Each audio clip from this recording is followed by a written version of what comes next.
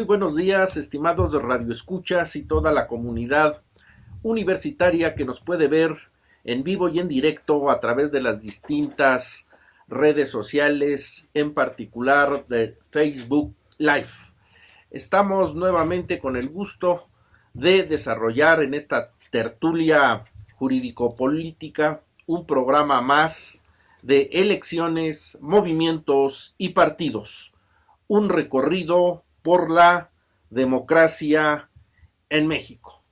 El día de hoy abordaremos en esta mesa de análisis jurídico-político un tema que está en el tapete de la discusión por varias circunstancias y que se intitula Situación actual y retos de la justicia laboral en México. Y decimos que está en el tapete de la discusión por muy diversas circunstancias. Piénsese, por ejemplo, que de acuerdo a la última reforma constitucional en materia laboral del año 2017, en la que se derogan las llamadas juntas de conciliación y arbitraje para que éstas formen parte o se transforme un esquema de administración de justicia laboral inmerso en el poder judicial. Es el caso que a noviembre de 2018, pues esto está en una situación en suspenso, en impas, porque hasta ahora no se cuenta, por decir, con la ley reglamentaria respectiva que venga a aterrizar y hacer una realidad las motivaciones y propósitos que alentaron la reforma constitucional de referencia. En el contexto, por decir, de la llamada Cuarta Transformación, hace unos días fue publicada la Ley Federal de Remuneraciones de los Servidores Públicos, que desde luego tiene que ver con muchos aspectos en el tema laboral.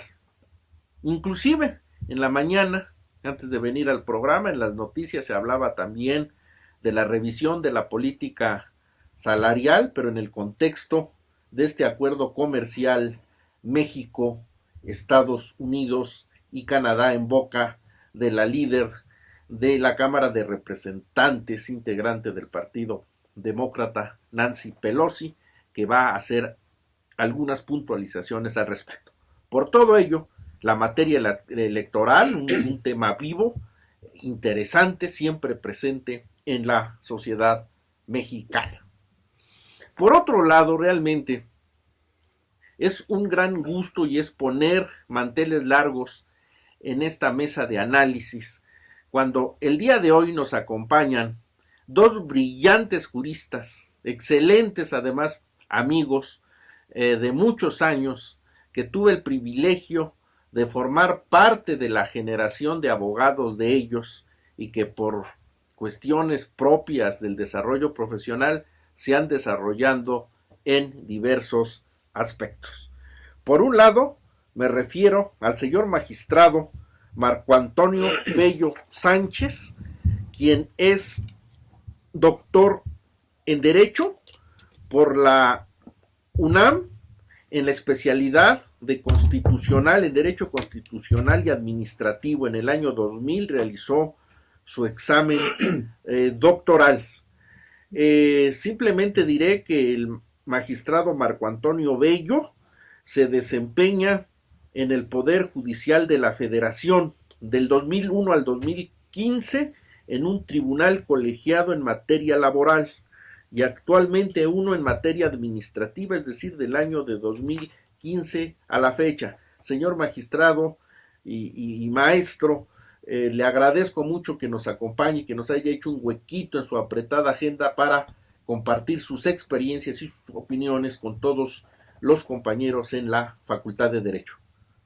Gracias, José Luis. La verdad es un gusto estar aquí contigo para compartir temas que quizás han sido motivo de pláticas y disertaciones, pues, en el café vespertino. Y por supuesto estar aquí acompañándote es todo un gusto, agradeciendo mucho la invitación. Gracias, señor magistrado.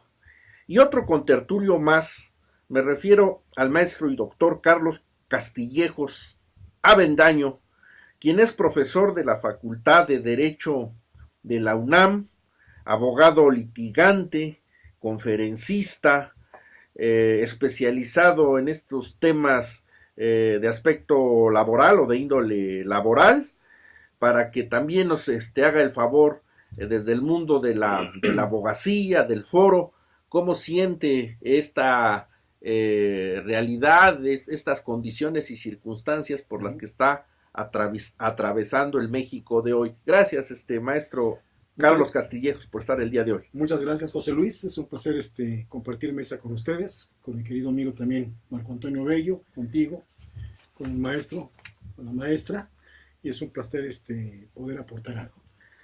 Muchas gracias y saludamos, como siempre es ya costumbre en esta mesa, a nuestros contertulios. Maestro Eduardo Oropesa, una vez más, gracias por estar aquí en la mesa. Muchas gracias, doctor. Y también saludamos a Angie Trujillo, que antes de que continuáramos con el desarrollo del programa, para aquellos que quisieran formular una pregunta o expresar alguna inquietud, me gustaría que les recordara las redes sociales por las cuales pueden ponerse en contacto con todos nosotros. Claro que sí, muy buenos días a todos. Estamos en Facebook como Seminario de Derecho Electoral, en Twitter como @seminaelectoralunam, en Instagram como @de electoralunam, en YouTube como Seminario de Derecho Electoral UNAM. Gracias. Bien, a reserva de ir rescatando en estas mesas de discusión aspectos históricos, me gustaría, y dado que el tiempo siempre apremia, poner en análisis quizás una situación coyuntural que está en desarrollo. Y me refiero a la última gran reforma en materia laboral que, como recordaremos, tuvo como punto de partida una serie de mesas redondas y de foros de discusión organizados por el CIDE allá por el año del 2016 y que se acuñaron con el término de justicia cotidiana. Resultado de esa serie de expresiones que los diversos sectores de la sociedad expresaron, así como también representantes de la academia, dio como último resultado que en el año 2017 se llevara una reforma constitucional en materia laboral. Son varios aspectos importantes que conformaron la reforma de referencia, simplemente por señalar algunos de ellos. Que la justicia laboral sea impartida en lo sucesivo por órganos del Poder Judicial Federal o de los poderes judiciales locales. Una siguiente premisa en replantear la función conciliatoria de manera que se propone constituir una instancia prejudicial al cual los trabajadores y patrones deberán acudir. Y una tercera vertiente, revisar el sistema de distribución de competencias entre las autoridades federales y locales, entre otros muchos aspectos. Yo preguntaría al señor magistrado Marco Antonio Bello, a su juicio, ¿cuál sería la importancia, relevancia que pudiera traer para la sociedad mexicana este tipo de iniciativa y que hoy en día pues ya la tenemos a nivel reforma constitucional, señor magistrado? Sí, José Luis, cómo no. En relación con esta reforma trascendente en materia de trabajo y concretamente en cuanto a la administración de justicia laboral, es conveniente señalar que la integración de las llamadas juntas de conciliación y arbitraje, que finalmente fueron insertadas en el contenido del texto constitucional, tenía como consecuencia y como objetivo principal que la administración de justicia en la materia fuera ágil, fuera pronta y fuera expedita. Sin embargo, la práctica y el transcurso de los años ha traído como consecuencia que los juicios seguidos ante las juntas se vean complicados a través de varios aspectos de carácter procesal. Es conveniente señalar que algunos de estos problemas que se presentan en el trámite del procedimiento han sido acotados por criterios de jurisprudencia del Alto Tribunal, Y esto porque efectivamente estamos ante una instancia única, un arbitraje institucional que ante la inexistencia de una segunda instancia genera o propicia que los juicios de amparo que se promuevan, tanto en vía indirecta como directa, pues vayan acotando las deficiencias del procedimiento de la sentencia misma, aún inclusive en el fondo, existiendo una gran cantidad de sentencias para efectos, para que vayan purgándose todos los vicios que en algún momento fueran parte del procedimiento, o en la forma, una incongruencia en el dictado de la sentencia. Esto motivó, me parece, la necesidad de contar con un órgano jurisdiccional que se encargue de administrar justicia. Esa es la intención principal de la reforma, como bien lo comentaste en la introducción, no existe todavía la ley, aunque el proyecto de ley que por algunas partes empezó a distribuirse, también generaba en cuanto a la existencia de un órgano encargado de la conciliación, que se crearon órganos descentralizados, ya sea a nivel federal como a nivel local, que ante los cuales acudieran las partes para agotar la parte de la conciliación. Un aspecto que de alguna manera rompe la unidad en cuanto a esa mega audiencia que hasta el momento se sigue siguiendo en las juntas de conciliación, en cuanto a la conciliación, la parte contenciosa y la presentación de la demanda, la ratificación, etcétera. Entonces, bueno, son aspectos trascendentes que aún no se han visto cristalizados con la expedición de la nueva ley. Gracias, señor magistrado. En este punto en el que nos encontramos, maestro Carlos Castillejos, con su amplia experiencia, muchos años ya en la cuestión de la actuación en el foro de postulante, ¿estaría de acuerdo en lo que usted ha visto finalmente de cómo funcionaba la materia laboral con las juntas de conciliación y ahora con la pretensión finalmente de que quede esto ya bajo la jurisdicción del poder judicial? ¿Qué nos pudiera usted decir? Bueno, robusteciendo lo que estaba diciendo el doctor Marco Antonio Bello, la cuestión aquí es de que no existe el presupuesto suficiente, Sí. precisamente para la implementación de esos tribunales en materia laboral. Si bien es O cierto, sea, usted sí está de acuerdo finalmente en el sentido de haber derogado la... no. ¿Por qué? Porque la función que tienen las juntas, la integración de las juntas es tripartita.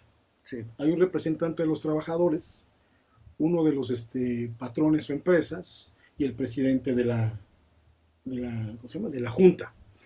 Entre ellos había un equilibrio y pues obviamente que fallaba el representante de los trabajadores en favor del trabajador, el de los patrones en favor de los patrones y el presidente de la junta en favor, pues él es el que equilibraba, ¿no? Ya sea en favor de uno o en otro.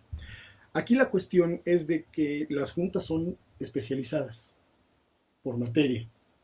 Si se llegara pues a aterrizar esto, serían tribunales laborales, juzgados, que no estarían especializados. Entonces yo considero que ahí sí podría haber un problema aunado a de que todavía no hay ni siquiera una ley reglamentaria de lo que manifestaba el doctor Marco Antonio, en el sentido de que ese órgano de conciliación, que estará todavía dependiente del Ejecutivo y no del Tribunal, ni siquiera ha sido implementado. Claro. Ni siquiera tienen los recursos para hacerlo, no saben ni siquiera cómo, posiblemente, inclusive ni siquiera llegue a aplicarse. Ahora, ¿para cuándo tendrá verificativo esto? Pues el Poder Legislativo será quien lo determine. Como que estamos hablando, y ahorita preguntaría su opinión del maestro Eduardo Oropesa, como que estamos hablando de una cuestión desfasada, o sea, como que son de esas reformas constitucionales, pero que se dan o se aprueban en tiempos que pudiéramos decir un tanto cuanto inoportunos, porque resulta que finalmente ya estamos en días de finalización de un gobierno, de que se renueve la administración pública, por decir, la Secretaría del Trabajo o el anterior secretario del Trabajo que estaba llevando este tipo de asuntos, de la cuestión de la expedición del ordenamiento reglamentario, pues en los cambios de fin de sexenio deja la Secretaría del Trabajo, me refiero al maestro Alfonso Navarrete, Prida para ocupar la cartera de la Secretaría de Gobernación. Y entonces, bueno, pues los trabajos que ahí se hayan realizado, bueno, pues están un tanto también en esta cuestión de impas. Y ya en unos días, el 1 de diciembre, pues ya es 13, unas cuantas semanas, y se abre el nuevo ciclo de la cuarta transformación. Y entonces, claro, estamos con muchas dudas, muchas interrogantes, que ahorita vamos a seguir comentando. Maestro Eduardo Oropeza, con su siempre rica aportación histórica o de interpretación jurídico-política de lo que llevamos expresado, ¿qué quisiera usted agregar? Mire, doctor, yo considero lo siguiente, que también es un impacto social muy fuerte para los sindicatos, para las federaciones, confederaciones.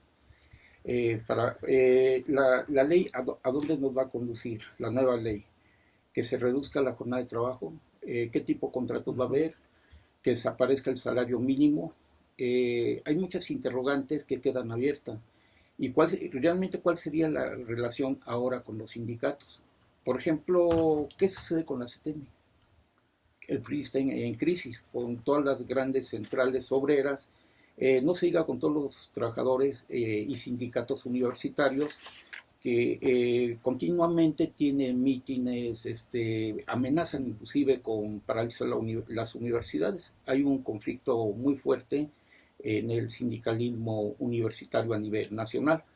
Yo creo que estas reformas se deben a las presiones internacionales que quieren que México sea más competitivo, más productivo, y por otro lado es una de las condiciones del nuevo Tratado de Libre Comercio, que debe reformarse la ley y adecuarse a los intereses de los norteamericanos.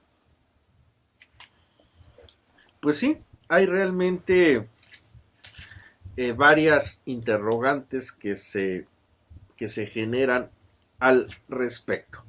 Miren ustedes, hace poco, en un interesante artículo firmado por el maestro Luis Díaz Mirón, quien es a la sazón rector de la Escuela Libre de Derecho, hizo algunas puntualizaciones que simplemente las enuncio así a grandes pinceladas, para ver si pudiéramos coincidir en la mesa al respecto.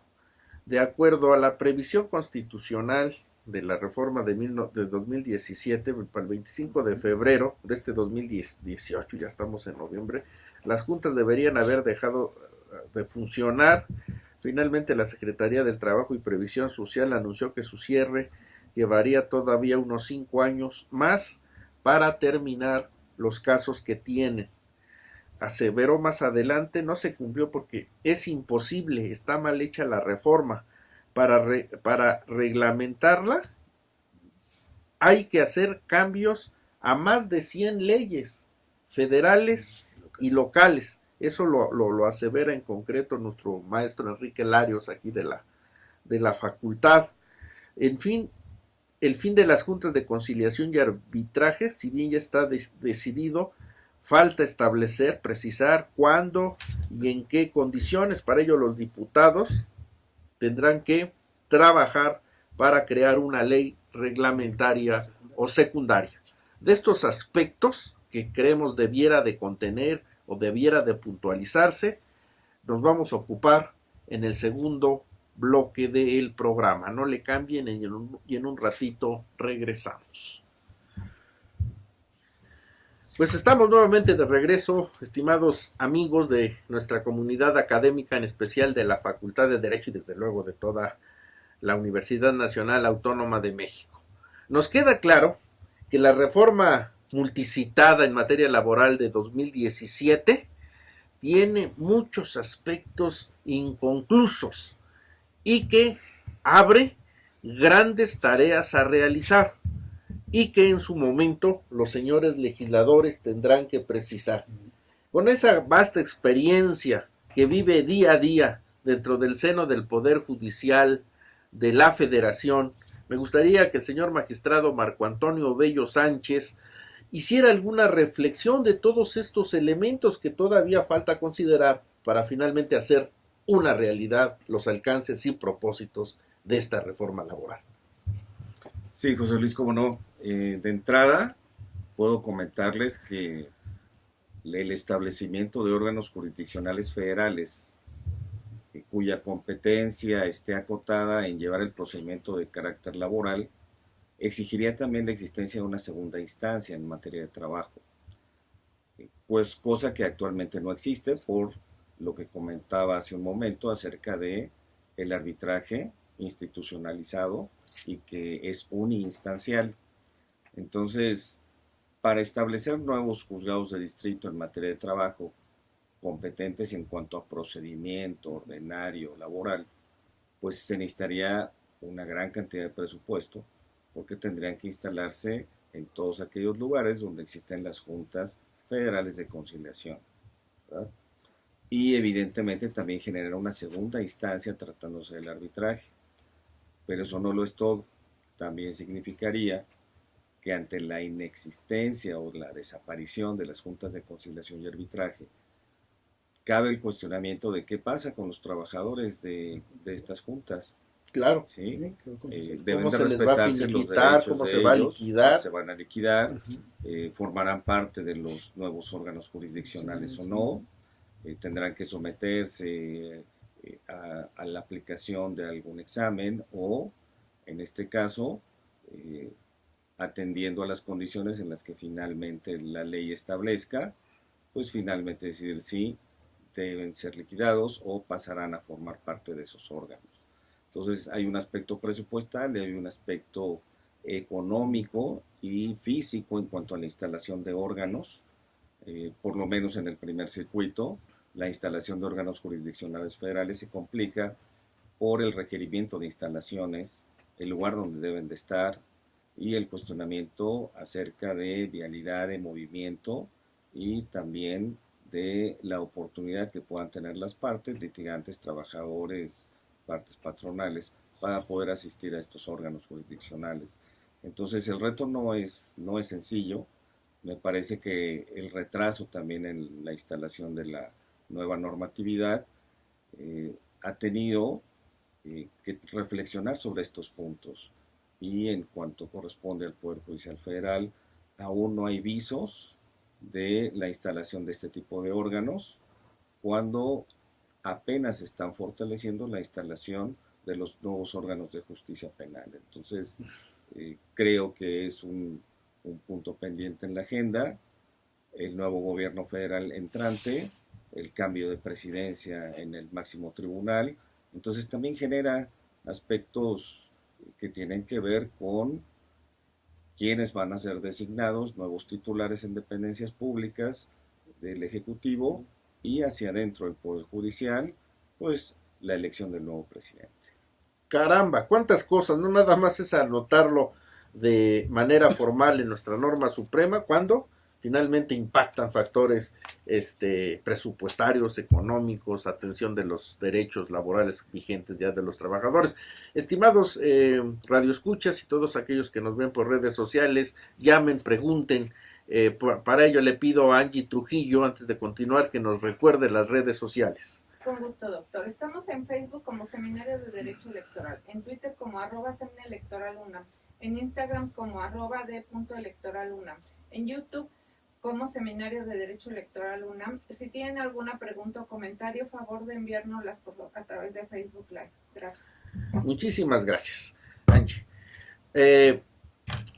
Maestro Carlos Castillejos Avendaño, ¿qué otro aspecto más pudiéramos resaltar de lo yo apuntado o puntualizar a lo expresado acertadamente por el señor magistrado?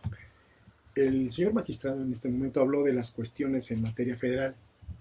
Sí. Robusteciendo eso, en materia local está pasando lo mismo.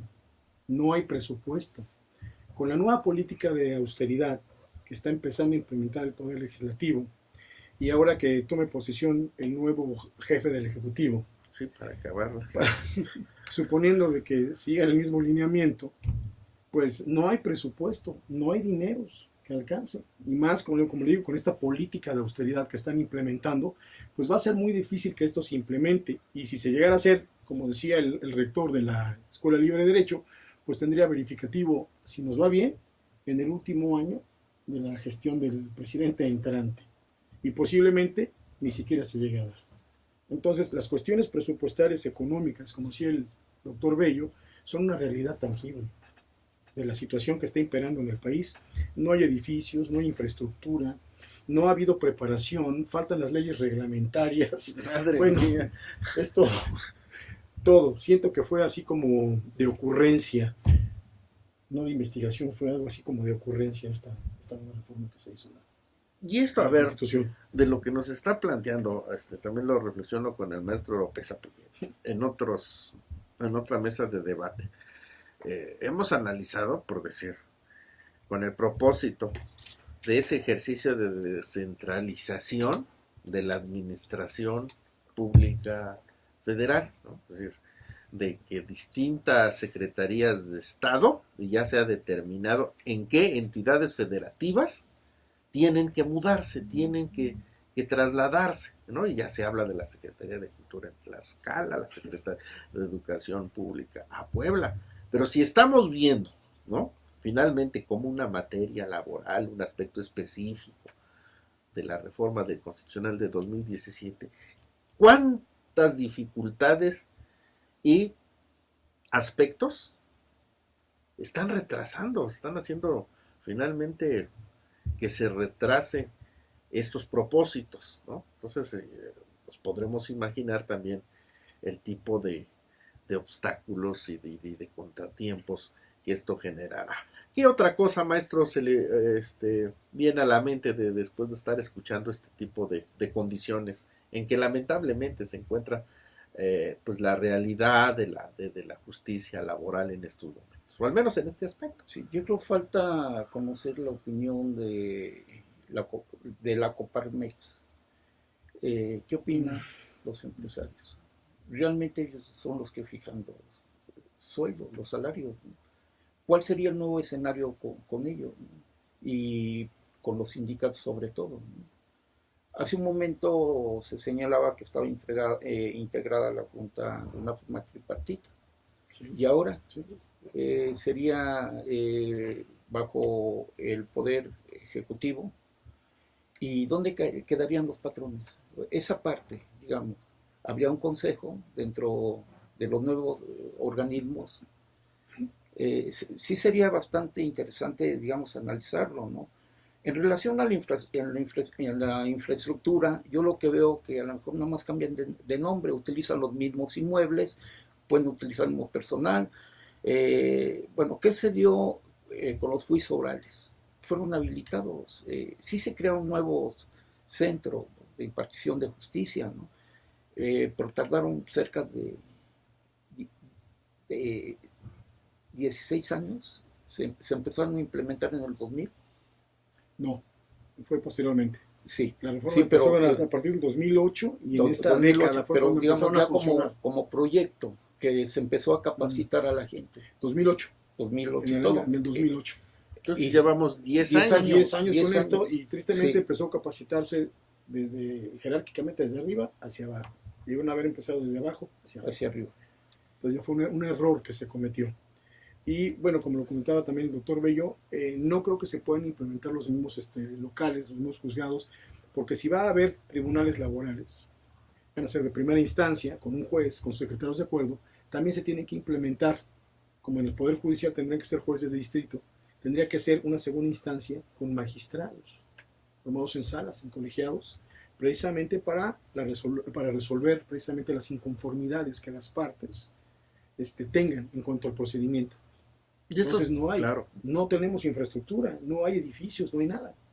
Y entiendo, maestro, señor magistrado, que también el proceso de nombramiento, de designación de estos órganos jurisdiccionales quizás tendrían que recaer en el Consejo de la Judicatura y daríamos con los perfiles finalmente para poder nombrar o integrar a estos pretendidos tribunales laborales. También sería otro reto, ¿no? Efectivamente, es al Consejo de la Judicatura Federal a quien le correspondería establecer la designación de estos jueces de distrito en materia de proceso ordinario laboral federal, porque recordemos que la competencia sería federal a partir de la competencia, aún suponiendo que quedara en el mismo, de la misma manera como está estructurada actualmente. Sí. La competencia de la justicia federal laboral sería asumida por este tipo de órganos. La existencia, como ya comentó el maestro Castillejos, en relación con la competencia de la primera instancia, la segunda instancia, para purgar vicios inclusive de aspectos procedimentales. Y un punto que también el maestro Oropesa comentaba y que tiene que ver con la estructura de la Junta. Se rompe un esquema tradicional establecido desde el origen del 123 al establecer lo tripartito en la integración de las juntas. Es un aspecto histórico que tiene una gran trascendencia sociológica, en el que hay un representante del trabajador y un representante del patrón. Sin embargo, quisiera hacer una puntualización al respecto. El actuar de este tipo de órgano tripartito,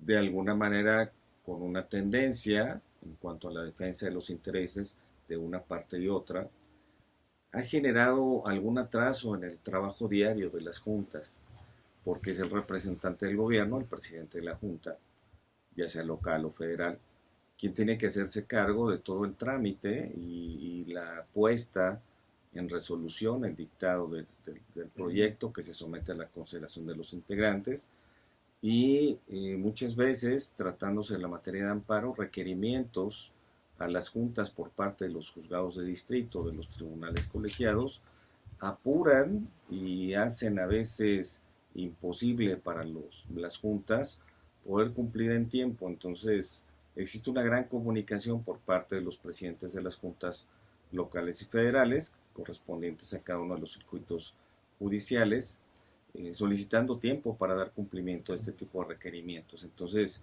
sí se rompe una tradición en cuanto a la integración del órgano encargado de resolver en la materia de la justicia laboral, y eso también tiene un significado trascendente. Me parece que la idea fundamental también está en que las partes tengan confianza en el órgano que va a resolver, que se garantice la autonomía, la independencia del órgano y por supuesto la objetividad del mismo, porque pues ya solamente sería, en este caso, el juez federal el encargado de llevar todo el procedimiento y el dictado de la resolución. Excelente. Bien, dentro de esta última intervención, señor magistrado, le preguntaría al maestro Carlos Castillejo. Se habla, por un lado, de confianza en el órgano jurisdiccional, ¿no?, encargado de finalmente dirimir el conflicto obrero laboral, pero sobre todo de un rezago, un cúmulo de rezago en las juntas. El hecho de hacer esta transición que se pretende en la reforma del 2017 contribuiría, vamos, en esta nueva integración o en esta nueva filosofía, a hacer más ágil y dinámica la impartición de la justicia laboral. En contexto, esa es la idea de la reforma. ¿Por qué? Porque pretenden hacer que la conciliación sea obligatoria. Y hasta en tanto no se certifique que hubo una conciliación, que se hizo el intento mucho más fuerte de lo que se hace ahora en las juntas, entonces esto pasaría al órgano judicial. Lo que pretenden hacer con la conciliación, que va a depender del Ejecutivo y no del Poder Judicial, es precisamente agilizar el rezago que hay en cuanto a los juicios que existen, por ejemplo, ahorita en las juntas, el rezago, la gran cantidad que hay, la tardanza para emitir los laudos, etc. Entonces, con esta se pretende, esa es la idea, evitar ese cúmulo de trabajo, ese cúmulo de asuntos sin resolver, darle certeza, sobre todo al trabajador, que es lo que pretende. Y bueno, con el nuevo gobierno que se avecina, pues al parecer la protección del trabajador va a ser prioritario. Entonces, pero como lo comentamos hace un momento, la implementación va a ser muy difícil. Claro. Por los aspectos que mencionamos, pero sí, en esencia lo que se pretende con esta ley es evitar ese rezago en los laudos, en las resoluciones. lo que nos llevaría también a hablar o faltaría de expedir un nuevo ordenamiento procesal en esta materia, es decir, de términos, plazos, competencias, dinámica de la administración de la justicia laboral, maestro. Puede darse el caso que haya unas modificaciones al procedimiento de carácter laboral y me parece que en este sentido, tanto los litigantes, las personas que están más cercanas al procedimiento de carácter laboral, piensan en el procedimiento actual, porque de hecho se siguen todavía los procedimientos y la última reforma al procedimiento laboral en 2012 generó algunos cambios que trataban de beneficiar las condiciones y agilizar el dictado de las sentencias, que es algo que suele ser el talón de Aquiles de las juntas de conciliación, por el exceso del volumen de trabajo. Entonces, este cambio estructural que pudiera generar también un cambio. Esas reformas de 2012, como ¿qué cambios? Pues limitar en cuanto a los salarios caídos, ¿verdad? Solamente a un año, que se establezca ese límite para los salarios caídos. También se establecieron algunas formas de contratación para facilitar de alguna manera el inicio a la vida laboral de cierto tipo de empleados o egresados de pues muchas de las profesiones que se dan en el país hacia adentro de las empresas, de las industrias, y que generen la oportunidad de que se adquiera el conocimiento al momento en el que esté empezando a prestarse algún servicio. Excelente. Nos anuncian que nos vamos a nuestro segundo corte y en un momento regresamos. Nuevamente, estimados radioescuchas, estamos en el último bloque de su programa Elecciones, Movimientos y Partidos, un recorrido por la democracia en México. Me comentaba aquí entre bambalinas el maestro Eduardo Oropesa algún tipo de inquietud respecto al apartado A o al apartado B, maestro. ¿Qué tenía ahí en el tintero? Sí, la pregunta es, ¿cómo impactaría al derecho burocrático? Yo quisiera que el magistrado nos diera su punto de vista. ¿Qué va a suceder con la Junta Federal de Conciliación y Arbitraje? ¿Queda intacta o sufrirá algún cambio? ¿O se adecuará a la nueva política? Por ejemplo, lo que señalaba anteriormente el maestro Carlos Castillejos, lo más importante es la ley de la conciliación. Y esa parte también se llevaría al Tribunal Federal. Le preguntaría al magistrado. Sí, maestro. Cómo no, la referencia inicial es que esta reforma de la que hemos estado comentando trata lo relativo al apartado A, una sustitución a la Ley Federal del Trabajo, un nuevo instrumento normativo que atienda al cambio estructural al desaparecer las juntas de conciliación y arbitraje, al establecimiento de un procedimiento que pudiera en principio ser muy parecido al que existe y solamente acotando algunas cuestiones que tuvieran que ver con las facultades que en el dado caso el juzgador local o federal tuvieran que atender. Tratándose de los trabajadores al servicio del Estado, bueno, tienen su ley reglamentaria correspondiente al apartado B.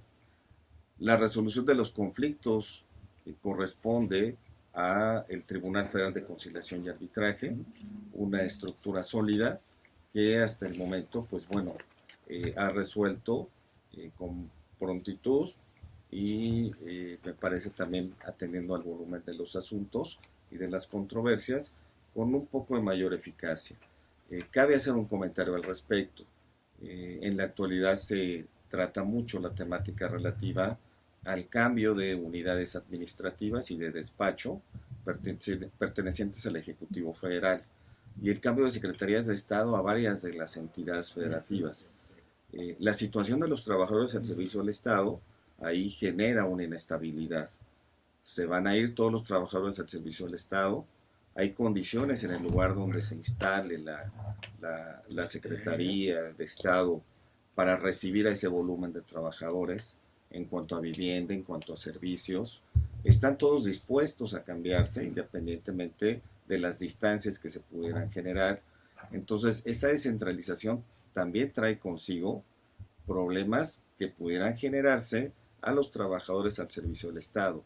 Entonces, la problemática del legislativo ya no solamente se traduce en lo relativo a esta reforma, al apartado del 123, las condiciones en el cambio de estructura, sino también a las condiciones que, por iniciativas del gobierno entrante, tengan que impactar en trabajadores al servicio del Estado. Entonces, ahí me parece que el trabajo para el legislativo se acumula y todavía genera mayores expectativas en cuanto a las condiciones que para trabajadores al servicio del Estado tuvieran que darse.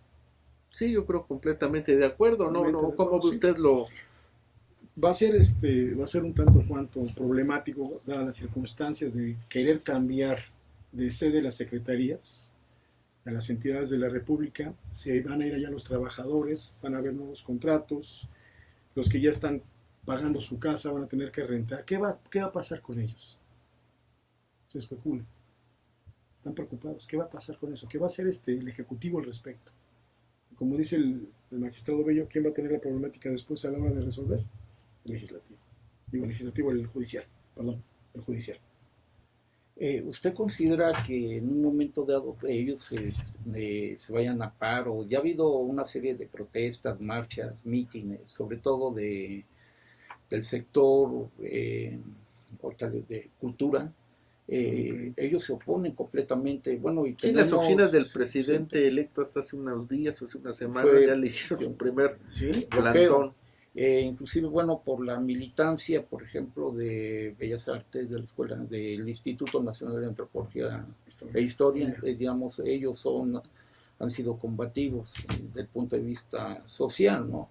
Bueno, y por otro lado, ¿cómo impactaría en relación a la seguridad social? Por ejemplo, si se crean nuevos contratos eventuales, se van a respetar los contratos colectivos, digamos, ¿dónde estarían los logros del artículo 123? Por ejemplo, el seguro social, que mucho se ha expresado que tiende a privatizarse. Si ahora los contratos van a ser eventuales, inclusive tratan muchas veces de estos tipos de contratos de evadir dos cosas. El salario, a veces son inferiores al salario mínimo, y sobre todo incorporar al régimen del seguro social a los trabajadores. Digamos, es una evasión de la parte patronal, ¿no?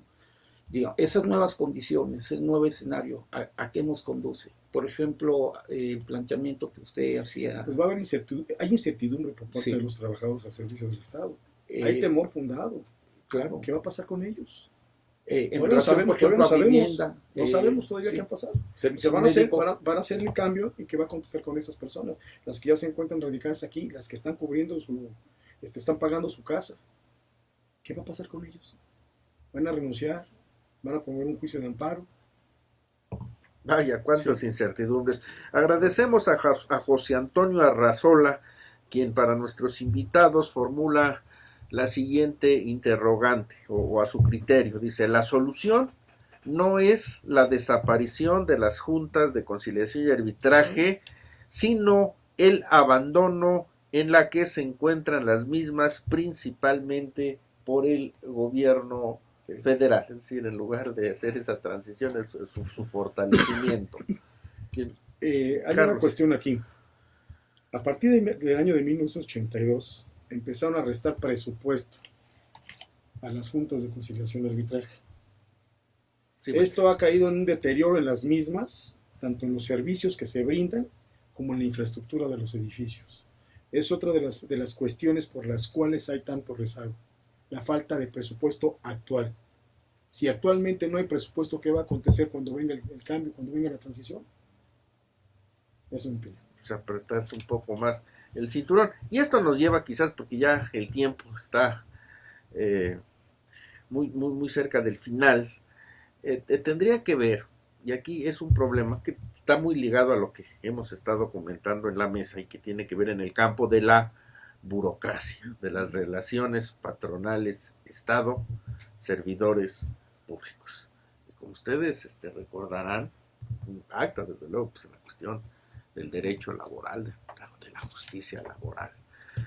La expedición la semana pasada de la Ley Federal de Remuneraciones de los Servidores Públicos. Una iniciativa, un proyecto de ley que fue presentado hace ya algunos años y sin más la rescatan de los archivos legislativos y en fast track la votan, se aprueban y ha sido publicada en el diario oficial de la Federación. Y tiene muchos aspectos de reflexionar o para comentar. Bueno, desde que finalmente esa propuesta de campaña de alguna organización política da por suprimida o abroga la conocida pensión para los expresidentes de la República. Pero quizás en el fondo, y todavía habríamos que agregar a la preocupación de incertidumbre, de zozobra que se vive por la burocracia federal o el grueso de la burocracia federal, ¿qué va a pasar con este proceso finalmente de descentralización política anunciada por el nuevo gobierno federal, de transferirlos a diversas entidades federativas? Se vendría a sumar la cuestión de que en la ley de referencia, pues lo que se propone es una disminución de los salarios, de sus ingresos salariales. Y va en el sentido de que ningún servidor público, y aquí incluye el poder legislativo, órgano judicial, poder judicial, organismos autónomos, universidades, etcétera, no podrán ganar más que el presidente de la República, quien se fijó un salario, si mal no recuerdo, mensual de 108,000 pesos, ¿no? A saber por qué 108,000 pesos y en otra cantidad, pero finalmente así quedó establecido. Maestro Carlos Castillejos, esta forma de regular una compleja materia como es el salario en las relaciones laborales, ¿qué reflexiones o qué señalamientos pudiera dar al respecto? A mí se me hace que esta reforma al artículo 75 y 127 que entró en vigor el pasado 6 de noviembre fue más que de investigación y de observación de ocurrencia. Así lo veo yo, porque inclusive es violatorio del artículo 94 constitucional. Si lo analizamos, ahí veremos lo que quieren hacer el partido en el poder. Sabemos ya quién es, y de este tipo de cuestiones que hacen, siento yo, es que a destajo y por hacer nada más, por ocurrencia. Sí, maestro. A mí no me parece, si bien es cierto, es importante tal vez la idea de recortar los ingresos de algunos funcionarios, de los bonos, que mucha gente considera que son exorbitantes, pero yo considero, hablando del tema de derecho, que en relación al Poder Judicial Federal ataca su autonomía. Este Poder Judicial, que es el que hace el equilibrio entre el Poder Legislativo y el Ejecutivo, y el que dirime las controversias de los ciudadanos, siento yo que está viendo mermada su autonomía al quedar inmerso dentro de esta ley, la cual, como comenté, es violatoria del artículo 94 constitucional. ¿Qué avisora usted al respecto, maestro? Ya como palabras finales de despedida y que queden en el ánimo del público radioescucha. ¿Qué le puedo decir? Que estamos llenos de controversias, de inconformidades, y que por ejemplo, este tema que estamos recién abordando va a ser materia de mucha discusión y de muchos juicios de amparo que se van a empezar a interponer. Es lo que yo vislumbro. Gracias, maestro Carlos Castillejos. Maestro Eduardo Oropesa, sus reflexiones finales respecto a lo que hemos tratado en el programa, incluyendo desde luego este tema. Sí, mire, yo considero que es correcto que se haya reducido, digamos, el salario a los altos funcionarios, pero ¿qué va a suceder con las partidas secretas? igual un interrogante, ¿qué sucede con los militares, con los saberes? Los saberes. Que ellos perciben, y no se diga los que están retirados, inclusive hay una ley de ascensos de las Fuerzas Armadas, y ellos con toda tranquilidad pueden rebasar en cualquier momento los topes que han especificado, ¿no? por su servicio prestado al ejército o a la marina, ¿no? Igual que ¿qué sucede, por ejemplo, cuando uno dice el salario? Una cosa es el salario y otra cosa son las remuneraciones adicionales. Ustedes señalan los bonos, sobre todo de actuación, fin de sexenio, de fin de año, no se diga por el nivel que tiene, ¿no? Si vemos realmente el tabulador, por ejemplo, la burocracia en México, yo ocupé el cargo de subdirector y era mínimo en relación a lo que yo percibía, digamos, con una cantidad adicional a ese cargo. ¿Dónde va a estar regulado? Bueno, es una pregunta, un interrogante. Muchas gracias. Gracias, maestro Eduardo Oropeza. Y el magistrado Marco Antonio Bello Sánchez, sus reflexiones finales. Pues me es difícil establecer una reflexión final, José Luis, porque la verdad son muchas las temáticas de este último bloque. Solamente para precisar un poco la respuesta a la pregunta, efectivamente se ha disminuido el presupuesto para las juntas federales de conciliación y arbitraje. Los programas de retiro voluntario en la administración pública federal y local han generado que se cancelen plazas, es decir, al disminuir el numerario y el número de servidores públicos que prestan servicio en las juntas, evidentemente decrece la calidad en el servicio en cuanto a la oportunidad, en cuanto al dictado de resoluciones. Y curiosamente, en algunas partes del país han desaparecido las juntas federales de conciliación y arbitraje foráneas que se instalan en varias partes, ¿no? Entonces, esa reducción presupuestal ha afectado mucho a la justicia federal. En el aspecto de las remuneraciones, que es el último de los temas que se tocaron, evidentemente aquí hay una cuestión inherente a esa trilogía de poderes, tanto el ejecutivo y el legislativo en cuanto a la postura inicial y en cuanto a la postura del Poder Judicial Federal, el respeto al artículo 94 constitucional y un principio básico que no solamente está inserto en este artículo 94, sino que es para la totalidad de la prestación de un servicio profesional o un servicio de trabajo. Recordemos que la propia Ley Federal del Trabajo establece que no puede haber la reducción de los salarios. Entonces, es un principio básico y fundamental que es retomado por el 94 constitucional, tratándose de la actuación de los jueces federales, ya sea juzgados de distrito, tribunales de circuito, unitarios colegiados o aún los ministros de la Corte.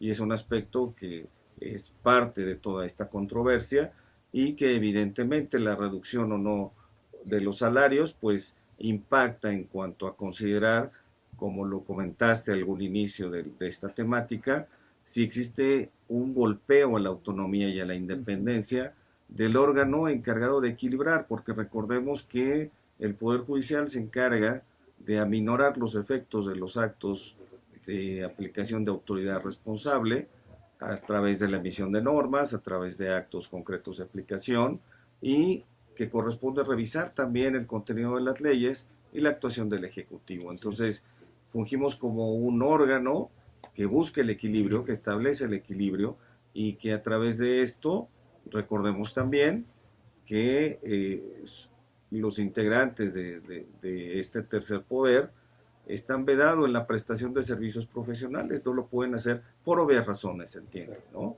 Cuestión que no es limitante para los demás integrantes de los otros dos poderes. Ok, agradecemos su atención. Esto fue un programa más de elecciones, movimientos y partidos. Hasta la próxima.